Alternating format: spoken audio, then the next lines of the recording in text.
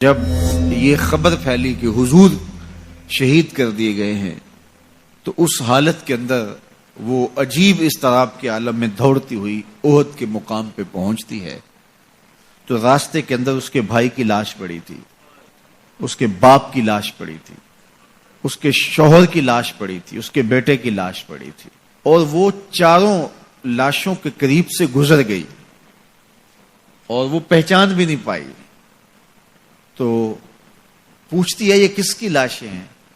تو کہا کہ یہ تیرے بھائی کی لاش ہے، یہ تیرے باپ کی میت ہے، یہ تیرے شوہر کا لاشا پڑا ہے، یہ زخموں سے چور زندگی کی بازی ہار کے شہادت کا دولہا بن کے تیرا بیٹا لیٹا ہوا ہے۔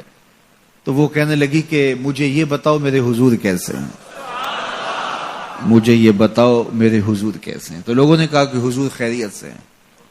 تو کہا مجھے چین نہیں آئے گا جب تک حضور علیہ الصلوۃ والسلام کو دیکھ نہیں لیتی۔ پھر اس خاتون کو جس کے 4 عزیز رشتے بچھڑ گئے تھے اور بھائی نے، بیٹے نے اور شوہر اور باپ نے شہادت کا جام نوش کیا تھا، پورا گھر کا گھر آج احد کے میدان میں بچھا ہوا ہے، تو کہا مجھے حضور تک لے جاؤ۔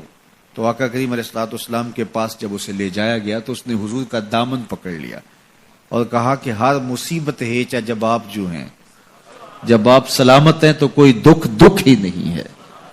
تو ان کی یہ محبت اور ان کا یہ پیار دیکھنے کو نصیب ہوتا ہے، ورنہ ایسے مواقع پہ جب اتنے عزیز رشتے بچھڑ جائیں تو پھر اپنے جذبات پہ کون قابو رکھ پاتا ہے اور کون کسی کو یاد رکھتا ہے۔ لیکن ان کی محبت بڑھی ہوئی تھی ہر رشتے سے آگے، اور ہر عزیز، ہر رشتے دار، کائنات کی ہر شے سے زیادہ وہ حضور علیہ السلام سے پیار کرتے تھے۔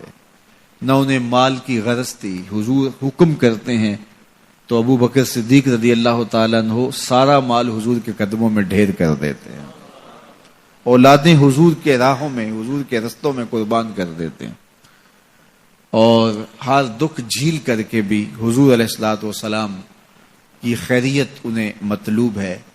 اس کے لیے جو بھی قربانی دینا پڑے وہ اس کے لیے اپنے آپ کو آمادہ پاتے ہیں۔ تو یہ میرے حضور علیہ السلام کا پیار تھا، یہ حضور کی محبت تھی جو جیتے جاگتے انسانوں کے سینوں کے اندر موجود تھی۔ جیتے جاگتے انسان تو کسی سے پیار کرتے ہی کرتے ہیں، لیکن کائنات نے یہ منظر نہیں دیکھا ہوگا کہ جانور بھی کسی سے پیار کریں۔ حضور علیہ الصلوۃ والسلام کے گھر میں ایک پرندہ تھا۔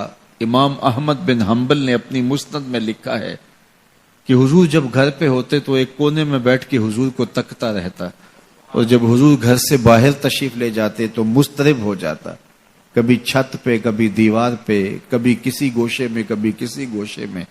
جب حضور دوبارہ گھر تشریف لاتے تو سکون سے ایک کونے میں بیٹھ کے حضور کو دیکھتا رہتا، اس کے دکھی دل کو قرار آ جاتا۔